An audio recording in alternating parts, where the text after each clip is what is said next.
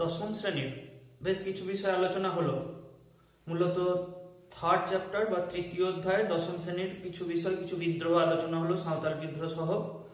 আরেকটা বিদ্রোহ অত্যন্ত গুরুত্বপূর্ণ, বাংলাদেশে সংগঠিত আরেকটা বিদ্রোহ একটু আলোচনা করে এবার পরের দিন থেকে পরের চ্যাপ্টার শুরু করব। যে বিদ্রোহটা নিয়ে আলোচনা হবে সেটা একদম প্রত্যক্ষভাবে আগে যে বিদ্রোহগুলো যেমন সম্পূর্ণভাবে কৃষক বিদ্রোহ, এটাও কৃষক বিদ্রোহ, কিন্তু ওই বিদ্রোহের কারণগুলোর সঙ্গে এটার কারণের একটু সামান্য পার্থক্য আছে। মূলত ভূমি রাজস্ব বৃদ্ধি, ভূমি রাজস্ব আদায়ের ক্ষেত্রে জমিদারদের অত্যাচার, এগুলো ছিল আগের বিদ্রোহগুলোর প্রধান কারণ। এই যেটা বিদ্রোহ, এটা একটা বিশেষ কারণে হয়েছিল, সেটা হলো কৃষির বাণিজ্যকরণ।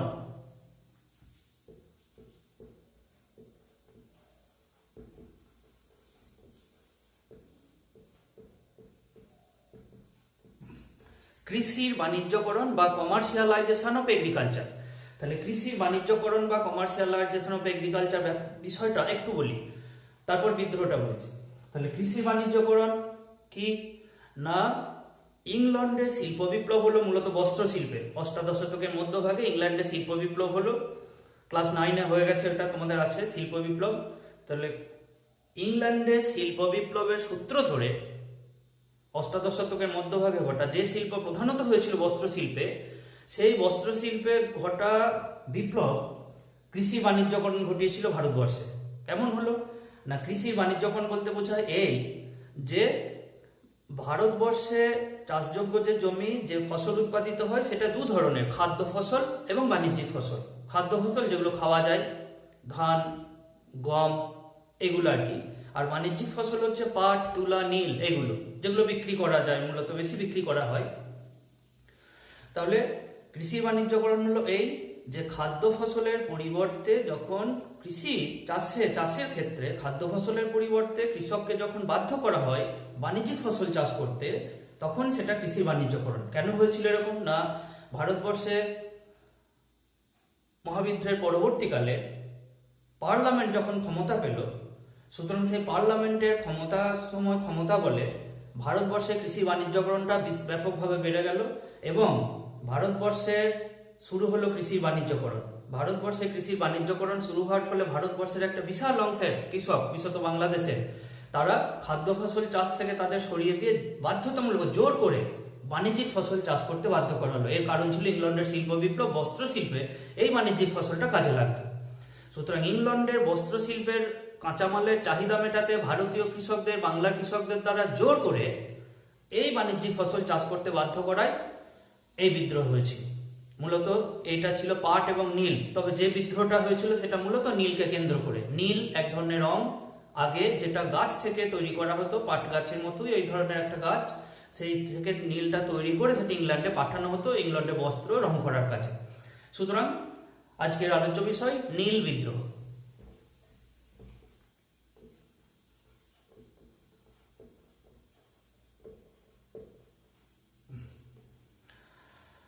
তাহলে ভারতবর্ষে নীলের চাষ কিন্তু আগে থেকে হতো, প্রাচীনকাল থেকেই দেখা গেছে ভারতবর্ষে নীলের চাষ ছিল। এবং আগ্রা, মধ্যযুগে মুঘল যুগে আগ্রা ছিল নীলের একটা প্রধান কেন্দ্র, রপ্তানিও করা হতো, কিন্তু কখনোই জোর করে এটা করা হয়নি। ভারতবর্ষে কোম্পানির আমলে 1777 সালে প্রথম লুই বোনার্ড বলে একজন ব্যক্তি, ফরাসি, তিনি 1777 সালে প্রথম নীলের চাষ শুরু করলেন বাণিজ্যিকভাবে। পরের বছর 1778 ক্যারল ব্লুম বলে একজন ইংরেজ, তিনি নীলকুঠি স্থাপন করলেন এবং কোম্পানিকে এর বিরাট লাভ সম্পর্কে অবহিত করলেন। তাহলে 1777 লুই বর্নক এবং 1778 ক্যারল ব্লুম, এই দুজন কিন্তু নীলের চাষের এবং নীলকুঠি স্থাপনের সঙ্গে জড়িত। এরপর সারা বাংলাদেশ প্রচুর নীলকুঠি গড়ে উঠলো, নীলের চাষ ব্যাপকভাবে আরম্ভ হলো, প্রচুর নীলকুঠি গড়ে উঠলো সারা বাংলাদেশ জুড়েই। কিরকম হলো না, এই নীলের চাষ করার জন্য কতগুলো যৌথ কোম্পানি গড়ে উঠলো। যেমন একটা কোম্পানির কথা বলি, যারা বাংলাদেশে বিশেষভাবে নীল চাষ করতো, এই কোম্পানিকে বলা হতো বেঙ্গল ইন্ডিগো কোম্পানি।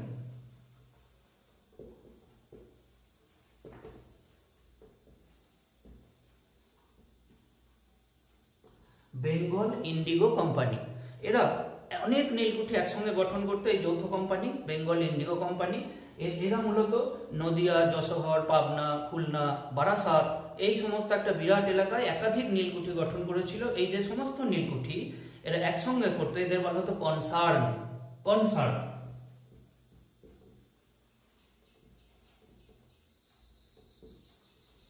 কনসার্ন বলা হতো।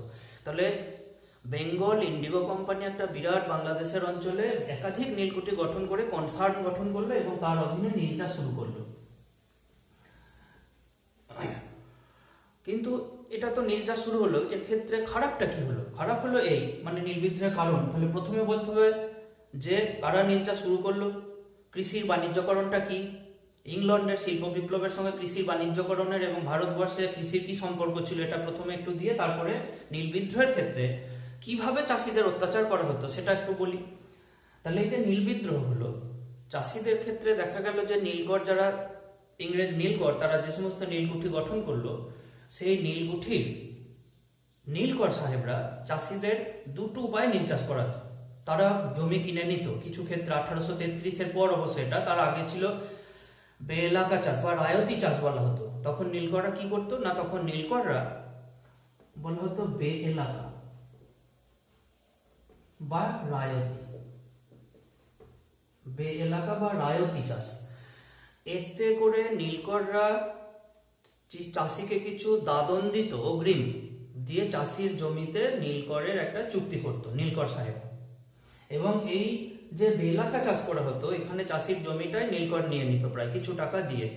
চাষি সেখানে তার নিজস্ব কি চাষ করবে বা কি করবে না তার সেখানে কোনো রকম ইচ্ছা অনিচ্ছার মূল্যই থাকতো না।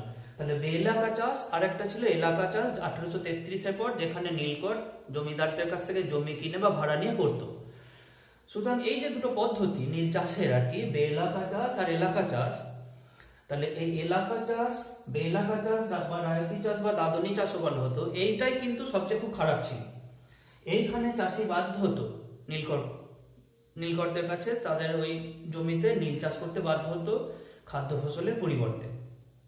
কি করতো না, একটা চুক্তিপত্র নীলকর তৈরি করতো, সেই চুক্তিপত্রে চাষিকে সই করতেই হতো। চুক্তিপত্রে সই করা মানে চাষিকে নিশ্চিত হওয়া, চাষি নিশ্চিত হলো যে তাকে নীল চাষ করতেই হবে, নীলকরটা লিখে নিত, কিছু টাকা দাদন দিত এবং কোনোভাবে এই চুক্তির শর্ত পালনে চাষি যদি অক্ষম হতো তাহলে তার উপর দারুণ অত্যাচার চলত। কি ধরনের অত্যাচার না, সেই অত্যাচার অনেক ক্ষেত্রে খুন করে দেওয়া হতো। নীলকররা খুন করে দিত চাষিকে। আর কি করা হতো, তাদের বাড়ি ঘরে আগুন লাগিয়ে দিত, গবাদি পশু থেকে স্থাবর অস্থাবর সম্পত্তি সমস্ত লুটপাট করে নিত। তাদের এমনকি মা বোনেদের, নীলকররা নীল চাষিদের মা বোনেদের মর্যাদা হানি, সম্ভব হানি করত। তাহলে এই ধরনের অত্যাচার সামনে নীলকর চাষিরা করেছিল নীলকর সাহেবদের দ্বারা। তাহলে নীলকর সাহেবদের দ্বারা এই অত্যাচারের সম্মুখীন হয়ে চুক্তি পালনে কোন রকম অস্বীকৃত হলে বা ব্যর্থ হলে তাদের উপর এই ধরনের নানা অত্যাচার চালানো হতো। তাহলে নীল চাষ চাষিদের ক্ষেত্রে একটা বিরাট অভিশাপ হিসাবে দেখা দিল। কিন্তু এর থেকে মুক্তি পাবার কি কোনো উপায় ছিল না? বিষয় হলো এই যে চাষিরা অনেক সময় নীল চাষ করব না বলে পুলিশ আদালতের কাছে যেত, কিন্তু তারাও দেখা যেত পুলিশ বা যারা ছিল আদালতের বিচারপতি তারাও নীলকরদের সঙ্গেই তাদের একসঙ্গে ওঠা বসা ছিল। সুতরাং এখান থেকেও তারা কোনো রকম সহযোগিতা পেত না। এরকম অনেক দিন ধরে চলছিল, দীর্ঘদিন ধরে এটা চাষিরা সহ্য করতে করতে চলছিল, সহ্য করেই যাচ্ছিল, তাদের দেওয়ালে পিঠ ঠেকে গেল। সুতরাং এই নীলকরদের দ্বারা অত্যাচারিত হয়ে বাংলার কৃষকরা তারা ধীরে ধীরে বিদ্রোহের দিকে এগোলো। তবে এই সময় বাংলার মধ্যশ্রেণীর কিছু অংশ, মুষ্টিমেয় কিন্তু সবাই নয়, বাংলার মধ্যশ্রেণীর ইংরেজি শিক্ষিত মধ্যশ্রেণীর কিছু অংশ, তাদের মধ্যে বেশ কিছু সাংবাদিকও ছিল, হরিশ্চন্দ্র মুখোপাধ্যায় ছিলেন, শিশির কুমার ঘোষ ছিলেন, যারা কিন্তু এই সময় গ্রামে গ্রামে ঘুরে নীল চাষিদের অবস্থা দেখে কাগজে পত্রিকায় লিখে এবং নীল চাষিদের কাছে কাছে গিয়ে তারা নীল চাষিদের অনেকটা সচেতন করে তুলল। তাহলে এই কারণে দেখা গেল বাংলাদেশে নীল বিদ্রোহ সংগঠনের দিকে এগোলো, নীল বিদ্রোহ সূচনার দিকে এগোলো। আরেকবার বলে দিই সংক্ষেপে কি হলো। তাহলে বাংলাদেশে যে নীল বিদ্রোহ হলো, সেই নীল বিদ্রোহের পিছনে ছিল কমার্শিয়ালাইজেশন অফ এগ্রিকালচার বা কৃষির বাণিজ্যকরণ। ইংল্যান্ডের শিল্প বিপ্লবের সূত্র ধরে এই কমার্শিয়ালাইজেশন অফ এগ্রিকালচার বা কৃষির বাণিজ্যকরণ এসেছিল। এর দ্বারা খাদ্য ফসলের পরিবর্তে বাণিজ্যিক ফসল এখানকার কৃষকদের চাষ করতে বাধ্য করা হলো। এর ফলে নীল চাষ ব্যাপকভাবে শুরু হলো। কোম্পানি, ইংরেজ ইস্ট ইন্ডিয়া কোম্পানির অধীনে নীল চাষ শুরু হলো। বাংলাদেশে একাধিক নীলকুঠি গড়ে উঠল। এই নীলকুঠির নীলকররা বে এলাকা এবং এলাকা এই দু ধরনের চাষ করে, চাষের পদ্ধতি আবিষ্কার করে, চাষিকে দাদন দিয়ে কিছুটা অগ্রিম দিয়ে তারা চাষির জমিতে নীল চাষে বাধ্য করালো এবং উৎপাদিত নীল একদম কোনো দাম না দিয়ে বা খুব কম দাম দিয়ে সেগুলো জোর করে নিয়ে নিত। ফলে চাষির ক্ষেত্রে এই নীল চাষ করা দারুণ লোকসানের ব্যাপার হয়ে দাঁড়ালো। আর কি হলো না, তারা যদি কোনো রকম অস্বীকার করতো নীল চাষ করতে, তাহলে তাদের উপর দারুণ অত্যাচার হতো, খুন করে ফেলা হতো, তাদের বাড়িঘর পুড়িয়ে দেওয়া হতো, স্থাবর অস্থাবর সম্পত্তি লুটপাট করা হতো, তাদের মা বোনেদের সম্ভ্রম বা ইজ্জতহানি বা মর্যাদাহানি করা হতো। তাহলে এই ধরনের অত্যাচারের সামনে পড়ে এবং কিছু বিশিষ্ট বুদ্ধিজীবী শ্রেণীর অনুপ্রেরণায় নীল চাষিরা বিদ্রোহের দিকে এগোলো। তবে আমরা জানি যে নীল বিদ্রোহ ছিল 1859-60,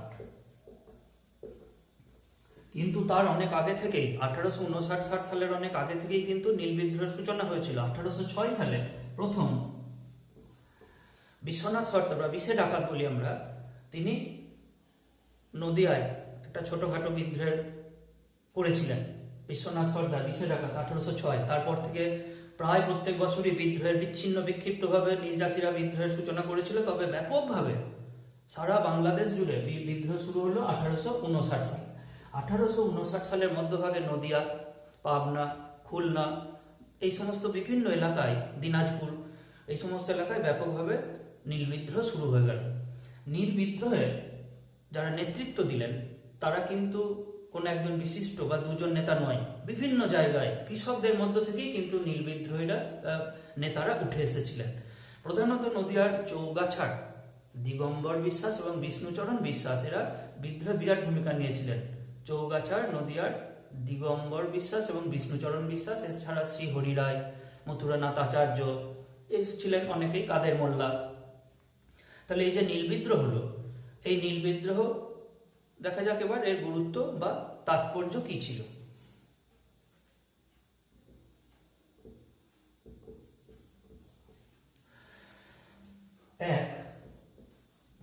এটা একটা সফল গণবিদ্রোহ, অত্যন্ত সফল। তাহলে নীল বিদ্রোহ ছিল সফল গণবিদ্রোহ।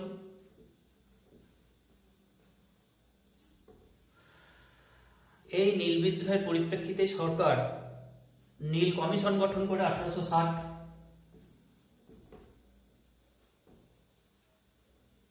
নীল কমিশন 1860 সালে নীল কমিশন গঠন করে এবং 1862 সালে দেখা গেল নীল আইন পাস হলো। এর দ্বারা নীল চাষকে জমিদের ইচ্ছা অনিচ্ছার উপর চাষিদের ছেড়ে দেওয়া হলো। তাহলে এটা অত্যন্ত সফল গণবিদ্রোহ। 2, এটা অর্থনৈতিক শোষণ থেকে হয়েছিল বিদ্রোহটা, কিন্তু এর রাজনৈতিক আবেদন ছিল দারুণ গভীর। তাহলে এটা একটা রাজনৈতিক আবেদন ছিল। তাহলে রাজনীতির একটা বিষয় এতে ছিল, রাজনৈতিক আবেদন, কেননা এর জাতীয়তাবাদী বা রাজনৈতিক আবেদন থেকেই পরবর্তীকালে অন্যান্য সংগ্রামের প্রেরণা পাওয়া গিয়েছিল। তাহলে এটা ছিল সফল গণবিদ্রোহ। এই বিদ্রোহের ফলে সরকার নড়ে বসেছিল, নীল কমিশন গঠন করতে বাধ্য হয়েছিল।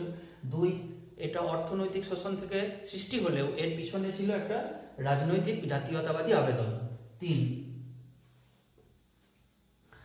এই বিদ্রোহ কৃষকের নেতৃত্বে দ্বারা পরিচালিত হয়েছিল। অন্যান্য বিদ্রোহের ক্ষেত্রে আমরা দেখি একজন দুজন নেতা, কিন্তু এই বিদ্রোহের অনেক নেতা বিভিন্ন স্থানে যেখানে যে পেরেছে তিনি, যে কৃষক তিনি নেতৃত্ব দিয়েছেন, অনেক জমিদারও নেতৃত্ব দিয়েছেন। তাহলে এটা ছিল একটা কৃষক নেতৃত্বের দ্বারা পরিচালিত। তাহলে তৃতীয় গুরুত্ব ছিল, এইটা ছিল একটা কৃষক নেতৃত্বের দ্বারা পরিচালিত বিদ্রোহ। 4, তাহলে এই বিদ্রোহে আমি আগে বললাম যে বাংলার সামন্ততান্ত্রিক মধ্যশ্রেণী, এই বিদ্রোহে বাংলার সামন্ততান্ত্রিক মধ্যশ্রেণী এখানেও তারা কৃষি বিপ্লবের বিরোধিতাই করেছিল, খুব মুষ্টিমেয় তারা সমর্থন করলেও একটা ব্যাপক অংশের সামন্ত শ্রেণী, জমিদার শ্রেণী, তারা কিন্তু এর বিরোধিতা করেছিল। তাহলে নীল বিদ্রোহ আরেকবার প্রমাণ করলো যে এটা বাংলার সামন্ততান্ত্রিক মধ্য শ্রেণী কৃষি বিপ্লবের বিরোধী। তাহলে বাংলার সামন্ততান্ত্রিক মধ্য শ্রেণী কৃষি বিপ্লবের বিরোধিতা করেছিল, আরেকবার প্রমাণিত।